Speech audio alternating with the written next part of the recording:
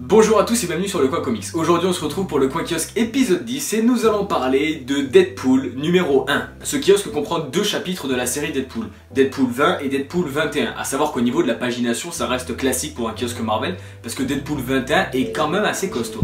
Pour ce qui est de Deadpool numéro 20, on retrouve un Wade Wilson dans une situation assez différente de celle qu'on a l'habitude de voir d'habitude. En effet, Deadpool se retrouve confronté sur le toit d'un immeuble à une personne qui a envie de se suicider. Et alors qu'elle est sur le point de sauter, il va commencer non pas à la réconforter ou à essayer de l'aider comme ferait une personne normale, mais il va essayer de comprendre pourquoi est-ce qu'elle veut faire ça. Et il lui sort même des petites blagues dans ce genre de moment. Il lui sort des petites blagues et il lui dit si tu veux faire ça, va plutôt là-bas, c'est Parker Industries, ce serait vachement plus sympa, etc.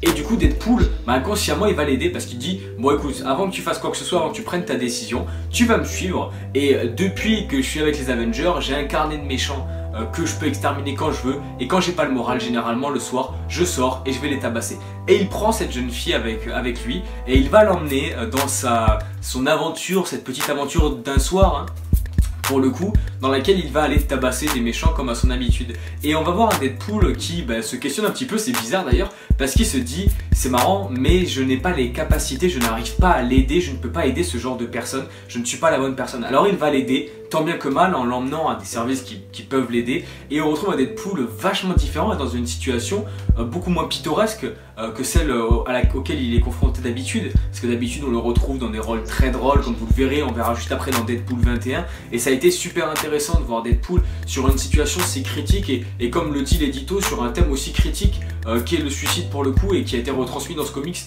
avec brio, clairement. C'est vraiment un très bon chapitre, un très beau chapitre où on retrouve un Wade Wilson totalement différent à ce qu'on a l'habitude, et ça fait du bien. Donc sur Deadpool numéro 20 au scénario c'était Gary Dugan et au dessin c'était Matteo Lolli. Sur Deadpool numéro 21 c'est Ian Doescher et Bruno Oliveira qui sont les artistes qui font Deadpool 21. Donc au scénario Ian Doescher, au dessin Bruno Oliveira. Et donc dans Deadpool 21 on va retrouver quelque chose de totalement différent parce que Deadpool se retrouve enfermé dans une pièce de Shakespeare.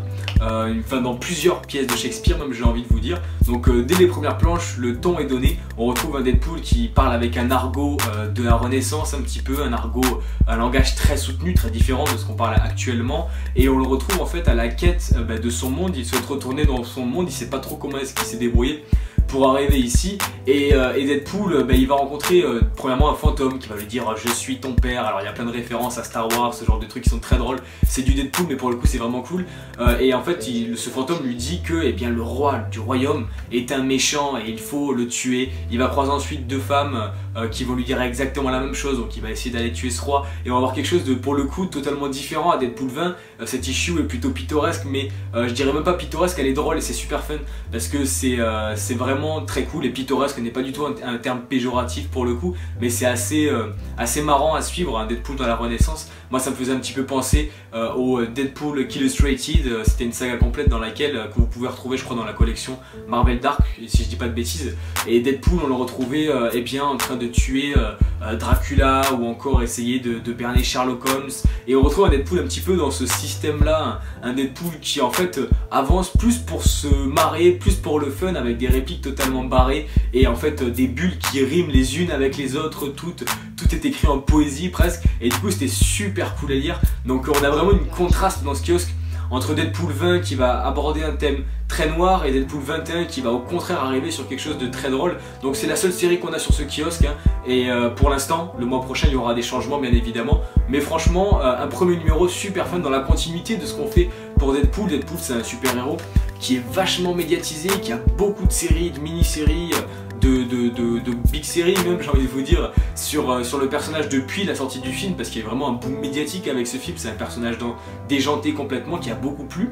Alors des fois ils en font un petit peu trop peut-être avec Deadpool, mais là pour le coup sur le Deadpool numéro 20 c'est génial, c'est super cool, et Deadpool 21 est très drôle aussi. Il me tarde de lire la suite de ce kiosque et je vous laisse découvrir la suite de cette série par vous-même.